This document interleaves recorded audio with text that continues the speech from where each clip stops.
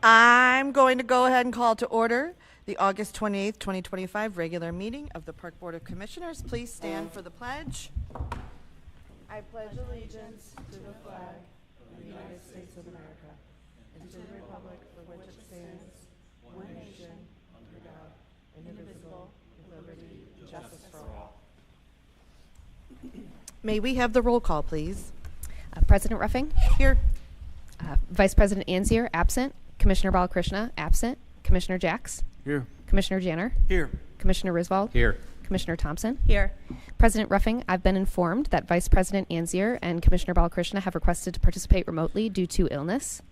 Move to allow remote meeting participation of Vice President Ansier and Commissioner Balakrishna per Section 7 of the Open Meetings Act. Second. Roll call, please. Commissioner Thompson? Yes. Commissioner Riswald? Yes. Commissioner Jacks? Yes. Commissioner Janner? Yes. President Ruffing? Yes. Rhonda and Aish, can you hear us okay? Yes. Yes, I can. Wonderful. Thank you. All right. Do we have any matters from the public? We do not. Great. Marissa, can you please read the consent agenda for us? Item 3.1, approve August 14th, 2025 regular meeting minutes. 3.2, approve August 14th, 2025 executive session closed meeting minutes. 3.3, approve ordinance 1075, Everly Trace annexation. 3.4, approve ordinance 1076, the residences at Naper and Plank annexation. Thank you. Should any items be removed from the consent agenda and considered separately? Seeing none. Move to accept the consent agenda, items 3.1 through 3.4. Second. Roll call, please. Commissioner Thompson? Yes. Commissioner Riswald? Yes. Vice President Anzier? Yes. Commissioner Balakrishna? Yes. Commissioner Jacks? Yes. Commissioner Janner? Yes. President Ruffing? Yes. Move to approve the consent agenda, items 3.1 through 3.4. Second. All in favor? Aye. Aye. Aye. Thank you. Okay, see no unfinished business. We will move along to our new business items, starting with 5.1, the 2025 mid-year review, 2026 budget preview.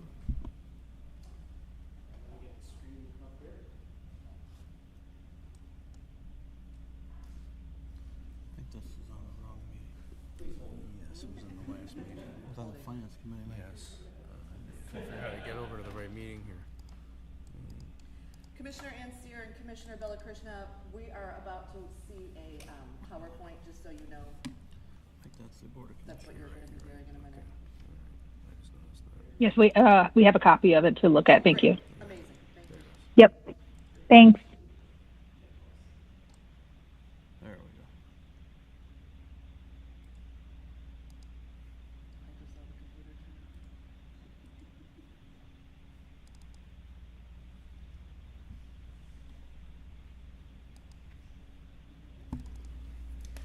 So when the presentation comes live, this is our annual mid-year review to provide the board with an update of where we're at and how our various facilities and programs are performing about midway through the year.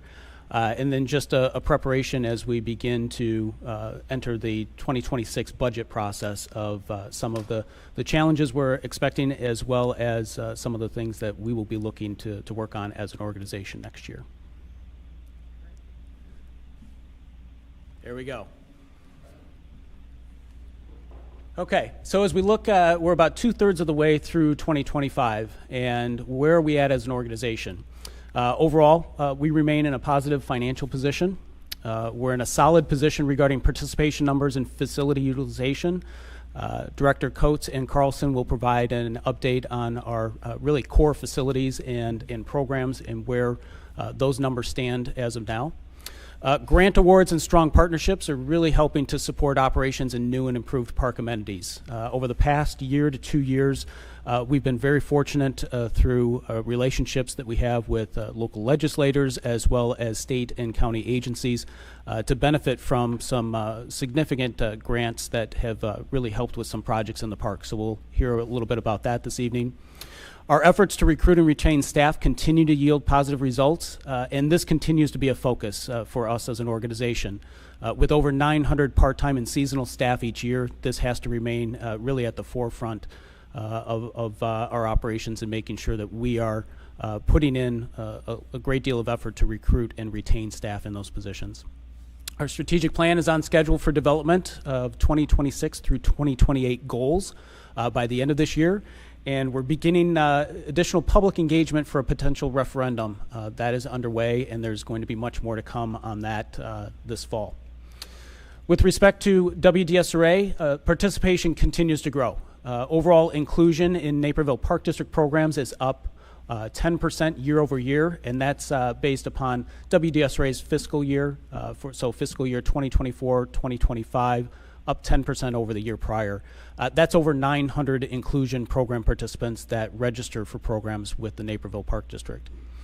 We have over 90 capital projects that are on track for completion so far. That's compared to about 70 that we had this time last year. We've really enhanced Sam and her team in marketing, have enhanced social media through use of drone video content, and there's going to be more that we continue to utilize with the drone in the coming months. And then we've started implementation. This is a major project affecting several of the departments, the overall implementation of a new computerized maintenance management system that has been occurring over the last several months and will be fully implemented in 2026. And with that, I'll turn it over to Director Coates. We had a great year with our membership sales. They're right on par with where we budgeted.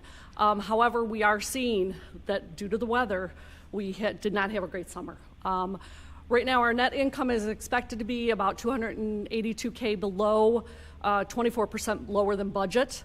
Our daily admissions they're about 19% behind last year. So we're seeing with some of the other facilities in other areas that they're seeing the same thing as we are, that we're a little bit lower.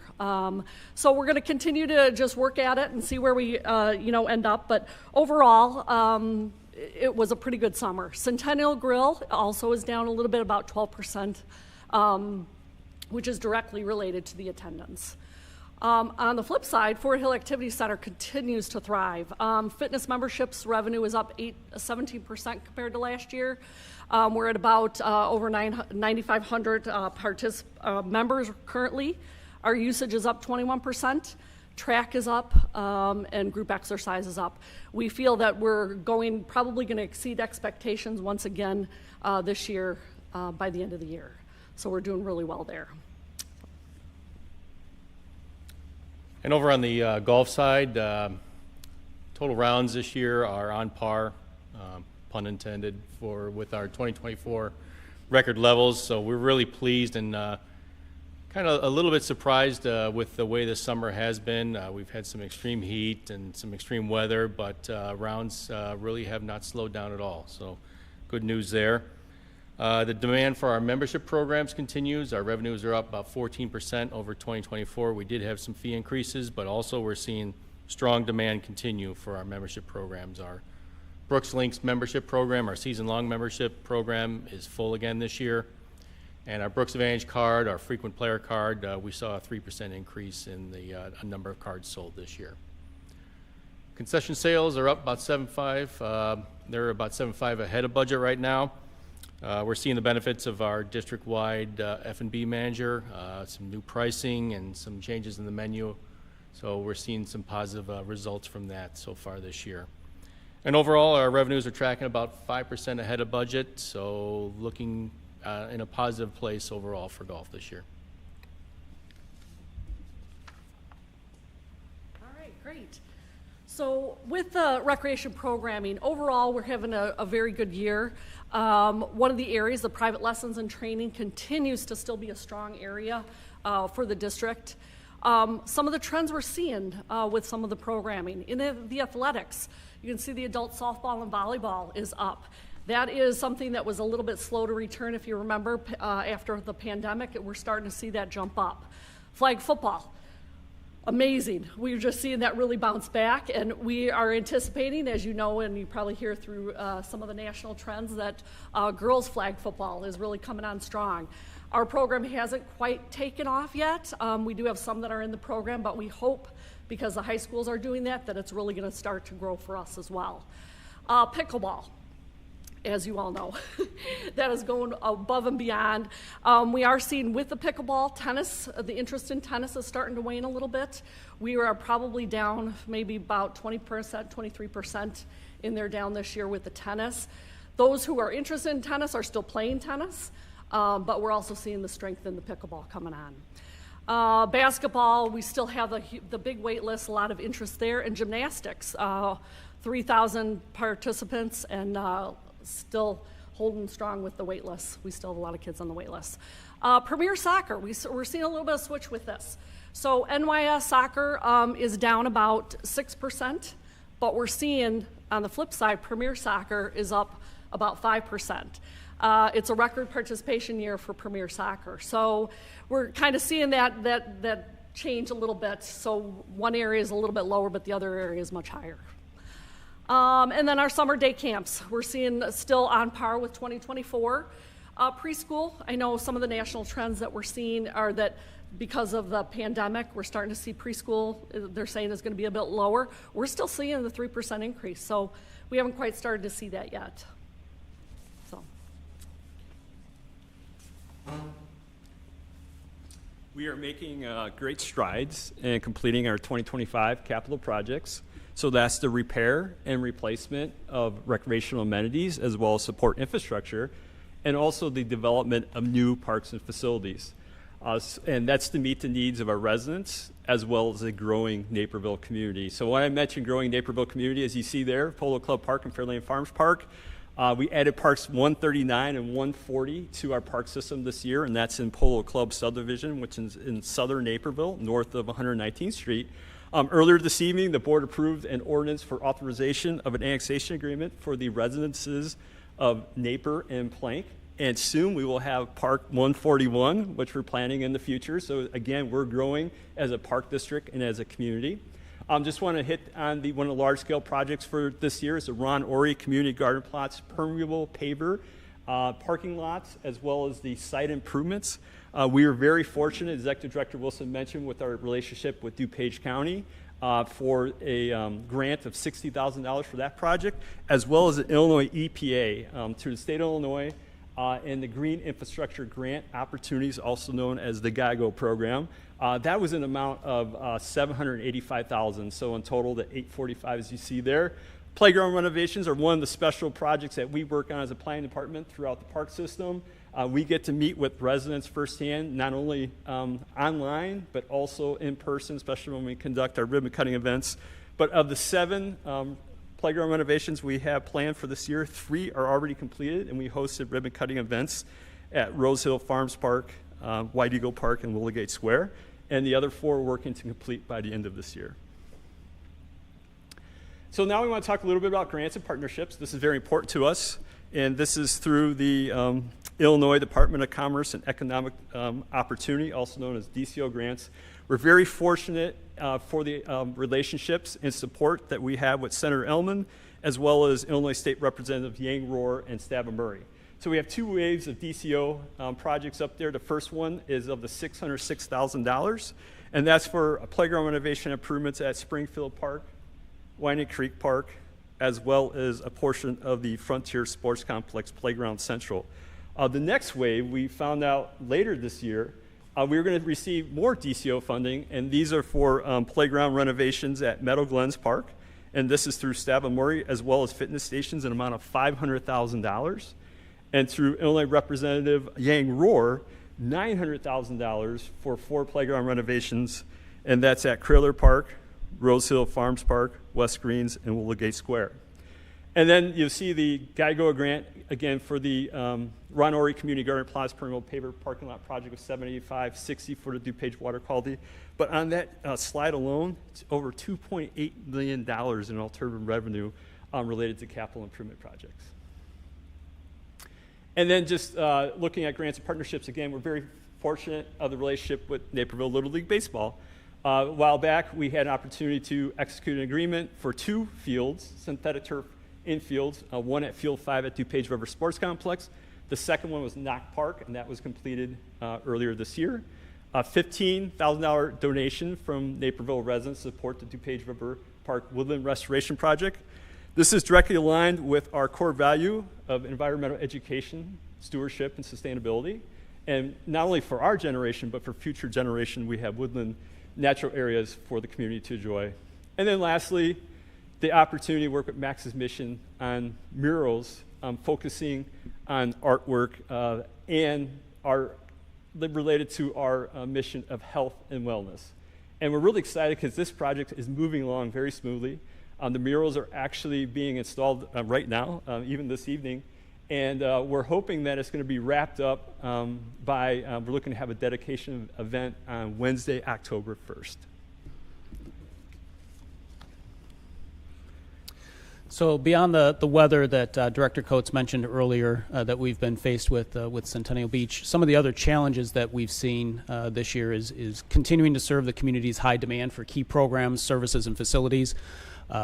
Programs such as the youth basketball, gymnastics, which have large wait lists. We're also seeing that with our open gym programs, fitness programs in general, just a tremendous amount of demand there. Continuing to address compression and employee retention, both full-time and part-time positions, by remaining competitive with our wages and benefits. That's something that we are continually looking at. Every few years we do comprehensive compensation studies. We did one most recently last year for the full-time staff. We've also looked at part-time staff, but as we work through the years, there's certain positions where we may need to make adjustments based upon what we're seeing with market conditions. On the benefits front, preparing for the increases in health insurance benefits. We know that we are going to experience some increases in 2026 in that area. Director Seppi has been working with a number of staff through a focus group that we've put together to talk through and work through some ideas related to some potential changes to the benefits program. We have also done a survey of staff, and we understand that the benefits are very much valued by staff. So we're coming up with some creative ideas to still keep those benefits at a very high level for our team, but also address some of the increasing costs that we're starting to see. Managing the unknowns regarding the impact of tariffs. Looking at next year, we don't know. What we're hearing from vendors is that we can expect and should plan for some increases in some of the supplies and equipment. So we've not seen a tremendous increase in some of those areas, but vendors are letting us know that that's something that we need to plan for. Navigating changes in our part-time workforce. We are seeing where a number of positions, especially our part-time positions, where they're not wanting to work as many hours. They want to work fewer hours. For us, that means that we're having to hire more staff, hire and train more staff. So we're seeing that in some areas, such as like with our day camps, where we're having to hire more staff to fill those positions. And then leadership challenges. One thing that we're looking to do as staff as we head into 2026 is provide more tools for the staff who are coming in and are going to be in those leadership positions, those supervisory type positions within programs and facilities, and especially those areas where you may have peers that are acting as a lead and supervising or working with other peers. Being able to provide additional training tools for them to be successful in those positions. Managing unplanned events continues to be a challenge. A number of teen takeover events have targeted Naperville as well as Centennial Beach this year, and Chief Schindelbeck, along with the Naperville Police Department, have worked on a number of those events to address those. And then just continuing to meet the expectations for immediate responses, both within and outside of the organization. There's the thought of immediacy and having that information or responses very quickly. And so, again, we are a fast-paced organization, and meeting those immediate responses continues to be a bit of a challenge. As we look ahead to 2026 and some of the main areas of focus for the district, we're looking at public engagement for a potential referendum. We've had discussions previously, and we're looking to do quite a bit of public engagement this fall on potential projects and a potential referendum in 2026. Implementing and executing the goals of the district's 2026 through 2028 strategic plan. I mentioned previously that we're on track to have those goals in place this year. In fact, we have some resident focus groups that we're going to begin advertising for just after Labor Day that will take place in mid-September to help with kicking off that process. Completion of accreditation in 2 areas, in CAPRA for the overall larger organization, as well as ILEAP for our law enforcement and park police department. They will go through reaccreditation next year as well. We'll look to continue investing in attracting and retaining our staff across the organization. We're going to facilitate an employee engagement survey. This is a survey that we complete. The last time it was completed was in 2022, so we're looking to update that survey. The full implementation of the new computerized maintenance management system. We are well on our way to having that set up, and we have some departments that have begun using that system, and we're going to look in 2026 to get that rolled out to multiple departments that can benefit from use of the system. Continuing to implement our recommendations from the Indoor Recreation Space Needs Assessment. Again, how we look at our existing facilities, scheduling, and continuing to implement those various recommendations from the study beyond the recommendations as far as looking towards any type of new indoor recreation space. And then it's hard to believe, but next year will be the 10th anniversary of this facility, the Fort Hill Activity Center. And so we look forward to celebrating with the community and with those who utilize this facility on that milestone. Real quick, Tricia will go over the budget timeline. All right. Some key dates in the 2026 budget process are October 31st. The draft budget document will be distributed to the board in the weekly packet, as well as to the leadership team. On November 3rd, the budget will be placed on public display and can be found online at the district's website, or a hard copy will be available for viewing at the Fort Hill Activity Center. On November 13th, at the board meeting, staff will give a budget presentation, and the board agenda will include the resolution for the 2025 tax levy estimate for approval. And on December 11th, the board agenda will include the 2026 budget and appropriations ordinance and the 2025 tax levy ordinance for approval. Thank you. And that's it. We'd any questions from the board? Yeah, on the beach, 24% is obviously a sizable number. Do you know how that compares to like the 5-year average, 10-year average? And is there anything other than weather that you think is contributing to that massive shortfall there? Well, first of all, with the weather,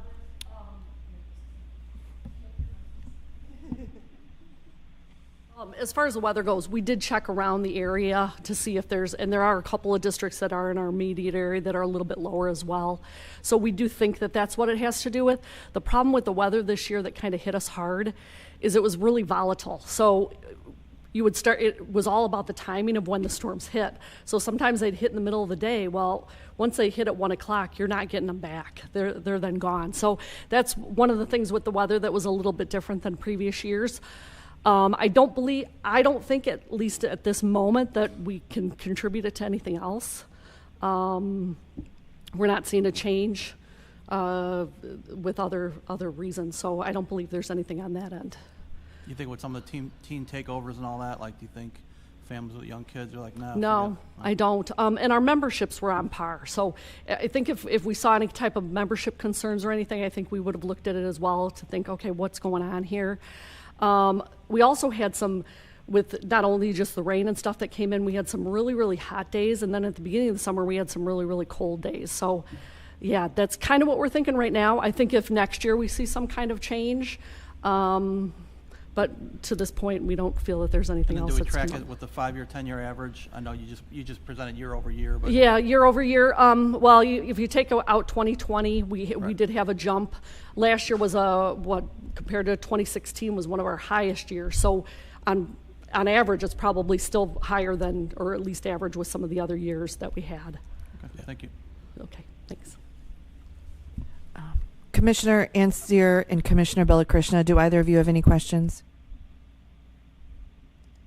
No, we're good. Thank you. Yeah, I'm good. Thank you. Well, thank you for that, all of you. Okay. 5.2, Centennial Beach Stormwater Lift Station Electrical Repairs. A contract for this project is expected to be presented to the Park Board for approval in September. On July 25th, Trades Division staff responded to an alarm on the controller for the stormwater lift station at Centennial Beach. Through troubleshooting by staff and contractors, there appeared to be damage sustained to the electrical system for the lift station by an apparent nearby lightning strike from a storm that occurred the day before. Staff reported the incident to PDERMA and will determine how to best cover the costs associated with the electrical repairs needed for the Centennial Beach stormwater lift station. The scope of work includes replacing all of the electrical wiring for the lift station. Pending contract approval, work is scheduled to be completed before the end of this year. Thank you. 5.3, Commissioners Park Ball Field Fence renovation. A contract for this project is anticipated to be presented to the Park Board for approval in September. The scope of work consists of demolition and replacement of existing ball field backstop and line fencing and landscape restoration. Pending contract approval, the project work is slated to commence in the fall with the goal of reaching substantial completion by this winter. Great. 5.4, district-wide plumbing improvements. A contract for this project is expected to be presented also to the Park Board for approval in September. Through an audit of the City of Naperville's Department of Public Utilities, Water, Wastewater, identified drinking fountains that were unmetered at Country Lakes Park, Ranch View Park, and Riverwalk around the Grand Pavilion area. A portion of the scope of work for this project includes installing backflow prevention devices and water meters at these locations in order to be compliant. Secondly, the scope of work includes installing additional water meters at the 95th Street Community Plaza, DuPage River Sports Complex. Both were domestic water usage and irrigation water usage flow through the same meter. The advantage of using dedicated water meters for irrigation is that the district is not charged monthly for wastewater fees by the City of Naperville. Pending contract approval, work is scheduled to be completed before the end of this year. Great. 5.5, the residences at Naper and Plank development. So this was one part of the ordinance and the annexation agreement that was presented to the board and approved earlier this evening. This is the next phase in that project. Gen Land LLC, as part of the Lincoln Property Company, is developing a residential community known as the Residences at Naper and Plank, generally located west of Naper Boulevard, north of Plank Road, and also adjacent to Tut Hill Road. The subject property is approximately 8.19 acres that will include 36 two-bedroom units and 54 three-bedroom units, totaling 90 new family attached housing units. Park District staff and legal counsel collaborated with the developer and city staff to develop and review an agreement furthering the terms and manner of the donation of land for park and recreation use.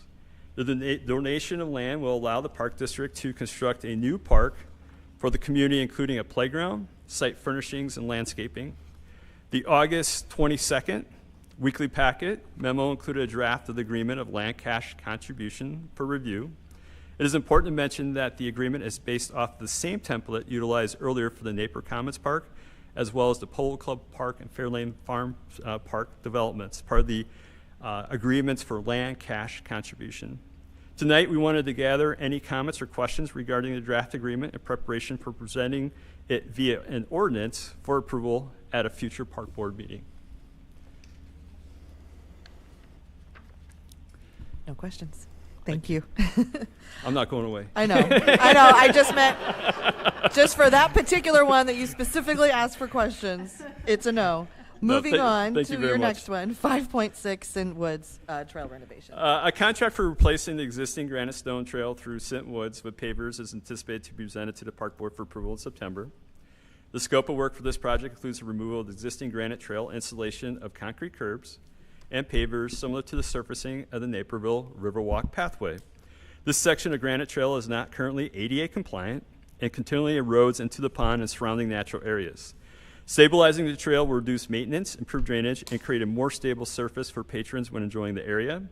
The trail segment is approximately 430 linear feet. A project overview and an aerial image that features the proposed project area was included in the August 22nd weekly packet. The scope for this project was expanded following the budget creation in 2024.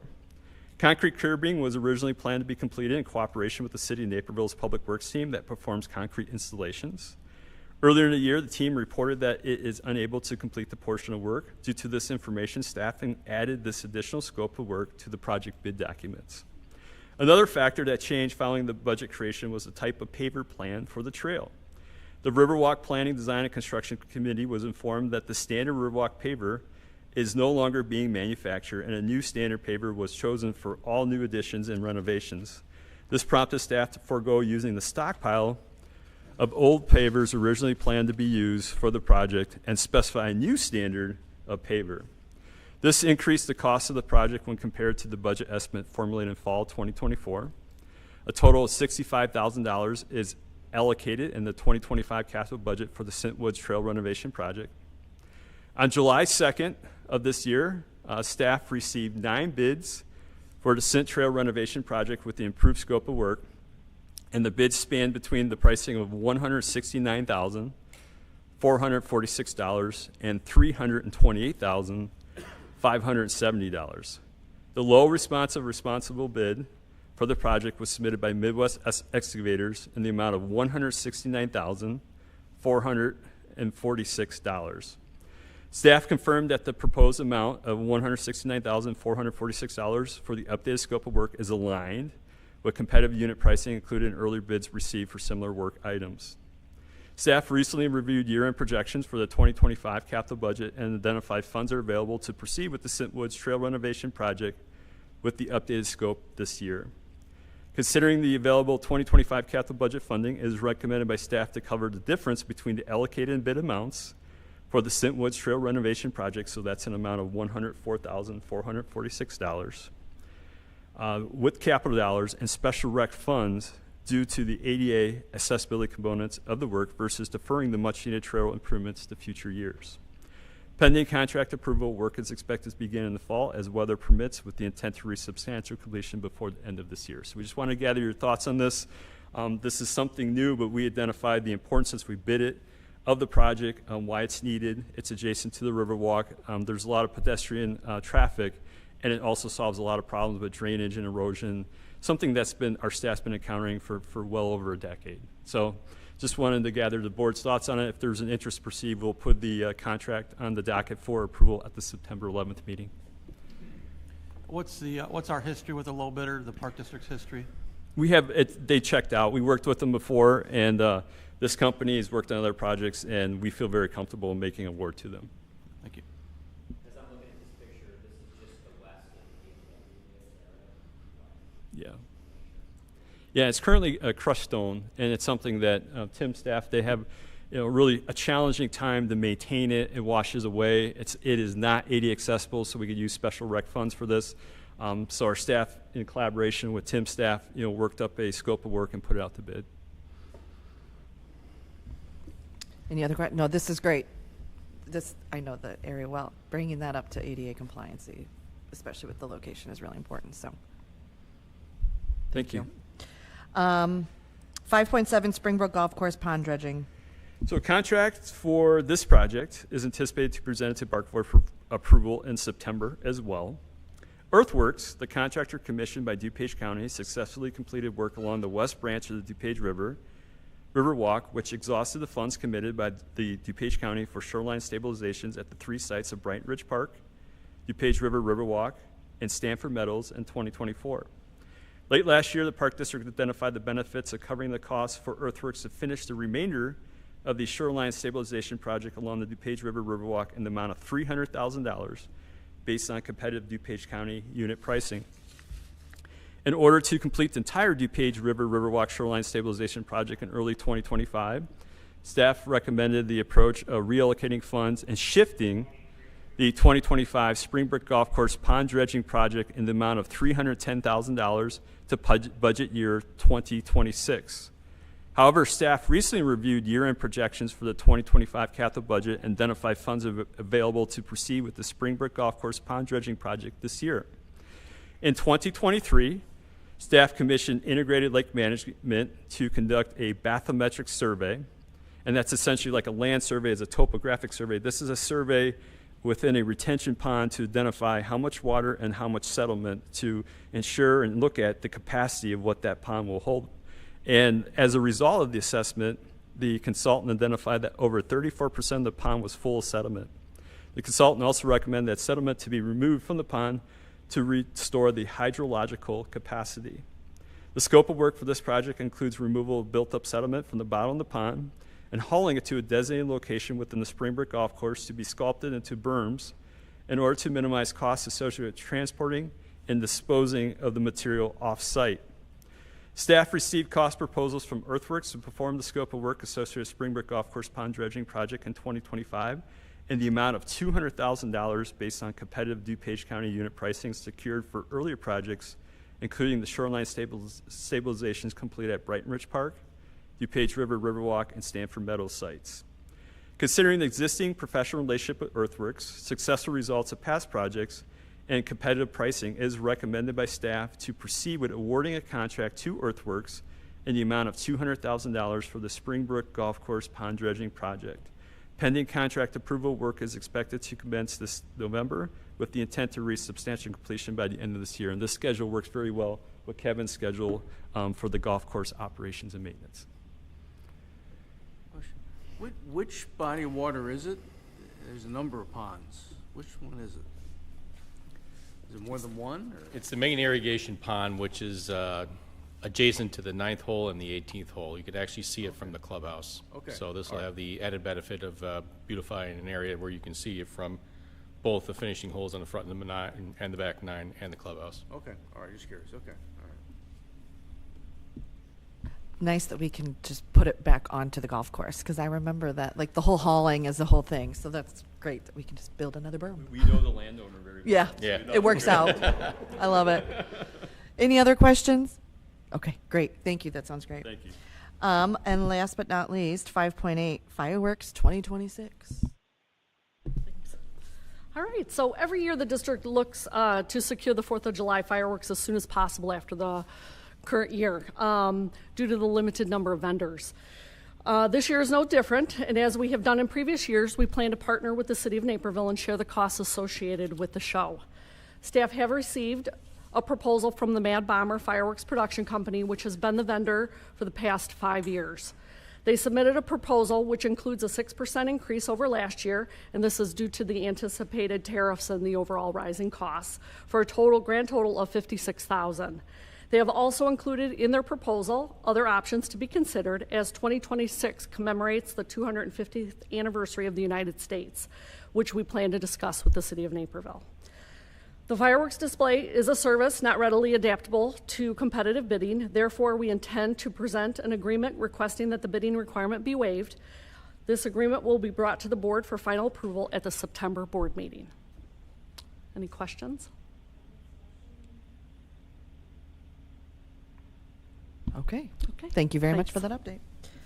All right. Our next regular meeting of the Board of Park Commissioners is scheduled for September 11th, 2025 at 7 p.m. right here at Fort Hale Activity Center, and we do have executive session. Move to adjourn to executive session to discuss land acquisition per Section 2C5 of the Open Meetings Act. Second. Roll call, please.